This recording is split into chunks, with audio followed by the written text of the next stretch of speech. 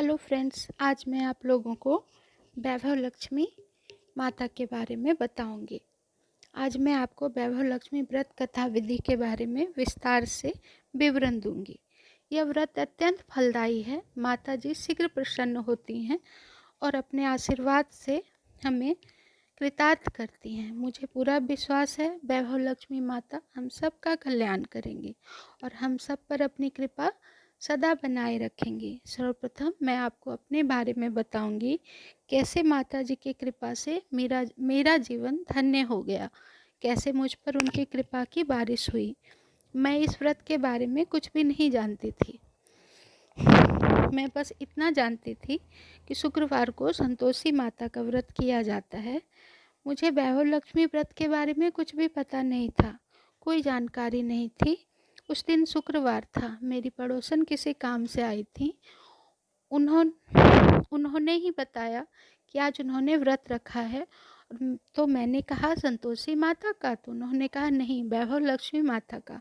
मैंने उनसे पूछा ये कौन सा व्रत है और कैसे किया जाता है? तो उन्होंने बताया कि सारी जानकारी किताब में है, वो मुझे किताब दे देंगी, मैं पढ़ लूँ।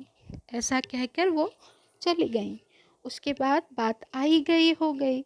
मैंने 2-3 बार उनसे किताब के बारे में चर्चा की, लेकिन उन्होंने कुछ भी नहीं कहा। फिर एक शुक्रवार को उन्होंने कहा कि आज व्रत का उद्यापन करेंगी, प्रसाद लेने के लिए मैं आऊँ। मैं बहुत उत्साह से गई। वहाँ और भी कुछ सुहागिन स्त्रियाँ आई हुई थीं। हम सब 7 सुहागिन स्त्रियाँ थीं। फिर मेरी पड़ोसन ने हम सबको कुमकुम का तिलक किया और खीर और श्रीफल नारियल को कहते हैं का प्रसाद दिया। साथ ही एक एक वैभव लक्ष्मी व्रत की पुस्तक उपहार स्वरूप प्रदान की। मुझे इतनी प्रसन्नता हुई कि क्या बताऊं वो किताब देखकर।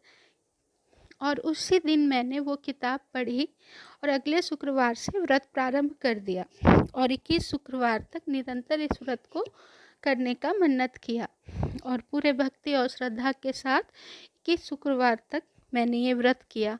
और विश्वास नहीं करेंगी कि इस 21 शुक्रवार से मेरी ज़िंदगी बदल गई और इस व्रत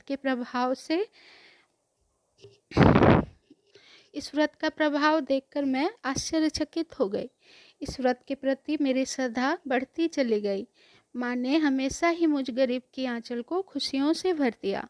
एक टूटी हुई चौकी पर मैंने अपनी विवाहित जीवन की शुरुआत की थी। मेरे पति शिक्षक हैं, बच्चों को ट्यूशन्स देते हैं। मैं एक हाउसवाइफ हूँ।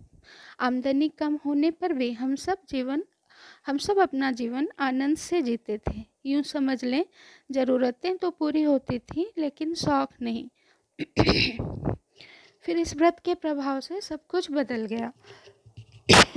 टूटी हुई चौकी कब पलंग में बदल गई बता नहीं सकती।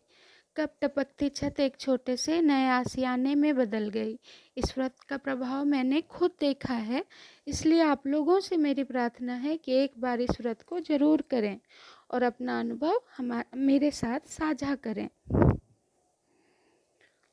अब मैं आपको इस व्रत के बारे में बताती हूँ। वैसे सारी जानकारियाँ किताब में लिखी हुई हैं और ये किताब आपको आसानी से किसी भी किताब की दुकान में मिल जाएंगी। पूजा कैसे करनी है वो मैंने वीडियो में बता दिया है और ये कोई डेमो की पूजा नहीं है। मैंने व्रत रखा है और ये पूजा की है, लेकिन फिर भी आपको थोड़ी सी जानकारी देना चाहती हूँ। यह व्रत बहुत ही सरल है। शाम के समय स्वच्छ कपड़े पहनकर पूर्व दिशा में मुख करके बैठ जाएं। पूजा के आसन पर एक स्वच्छ कपड़ा बिछाएं और एक मुट्ठी चावल का ढेर करें। उस चावल के ढेर पे तांबे के कलश की स्थापना करें। कलश पर एक कटोरी रखें और उसमें एक सोने का गहना रखें। सोने का ना हो तो चांदी का भी ना हो तो नगद रुपया भी रख सकती हैं। फिर अगरबत्ती जलाएं और शुद्ध घी का दीपक जलाएं। गहने का पूजन हल्दी, अक्षत और कुमकुम से करें। कोई मीठी चीज़, लड्डू, मिठाइयाँ, घर पर बना प्रसाद और कुछ भी ना हो तो चीनी या गुड़ का भी भोग लगा सकती हैं। लक्ष्मी माता को लाल पुष्प अर्पण करें। गहने का पूजन भी लाल पुष्प से ही करें। माता लक्ष्मी के 8 स्वरूप हैं और जिनकी छवि किताब में दी गई है। माता जी को श्री यंत्र अति प्रिय है, इसलिए माता जी के 8 स्वरूप का भाव से वंदन करें और सच्चे दिल से दर्शन करें। उसके बाद कथा पढ़ें, आरती करें, बस हो गया पूजन। पूजा संपूर्ण हो जाने के बाद माता जी से प्रार्थना करें, हे माँ, सुहागन स्त्री का सुहाग अखंड रखना, कुंवारी लड़की को मनभावन पति देना, जिसे संतान ना हो उसे संतान देना माँ, सबका कल्याण करना माँ। उसके बाद आरती करें, आरती करके 11 बार सच्चे हृदय से जय माँ वैभव लक्ष्मी बोलें। उसके बाद कलश का पानी तुलसी की क्यारी में डाल दें और चावल पक्षियों को डाल दें। बस इतनी सरल विधि है पूजा की।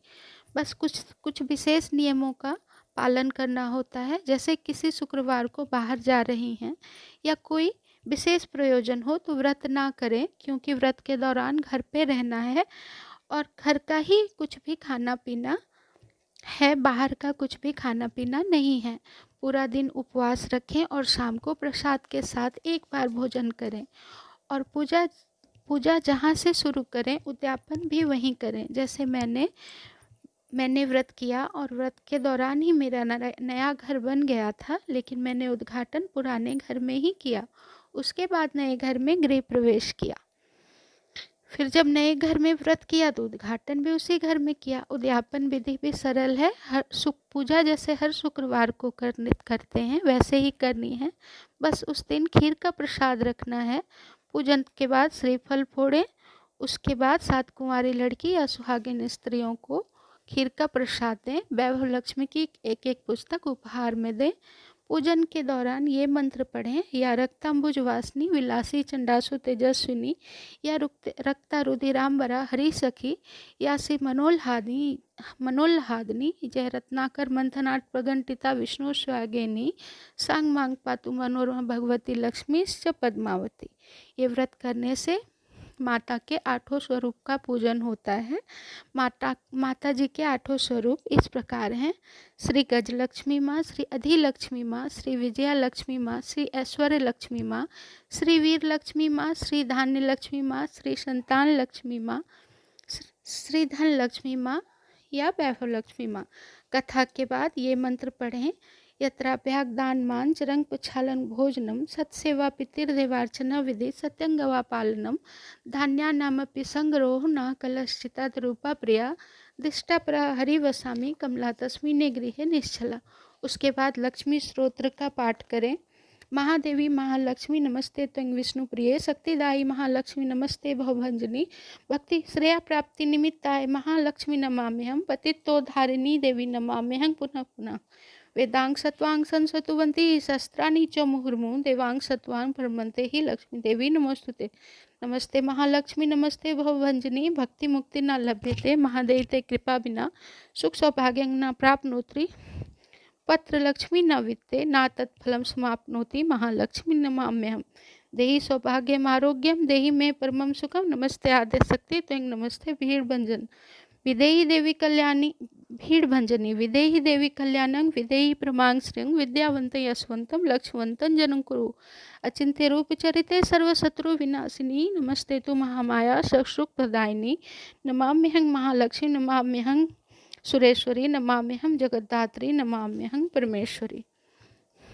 जो इस साथ ही आप लक्ष्मी चालीसा का पाठ भी कर सकती हैं। ना करना चाहें तो भी कोई बात नहीं, बस पूजन विधि अच्छे से करें। बस व्रत पूरा हो गया। भगवती महालक्ष्मी की कृपा सदा सदा हम सब पर बनी रहे, मैं ऐसी कामना करती हूँ। जय माँ वैभव लक्ष्मी, जय माँ धन लक्ष्मी। लक्ष्मी चालीसा बन पड़े तो लक्ष्मी चालीसा का पाठ अवश्य करें और सच्चे हृदय से पूरी श्रद्धा से माँ की वंदना करें। माँ आप सबका कल्याण करेंगी, आप सबका आंचल खुशियों से भर देंगी। जय वैभव लक्ष्मी माँ, जय वैभव लक्ष्मी माँ, जय वैभव लक्ष्मी माँ। थैंक